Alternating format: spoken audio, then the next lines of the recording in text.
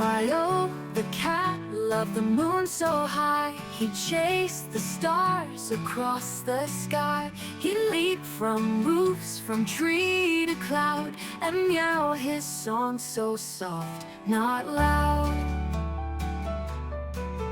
At midnight sharp he'd wear a cape and dream of far-off starry shape. He sailed a boat of silver beams through cotton clouds and milky dreams.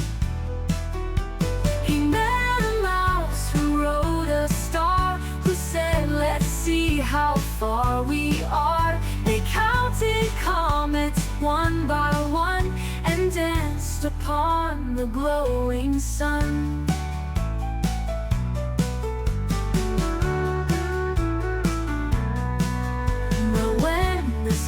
Turned morning blue, Myloo knew just what to do.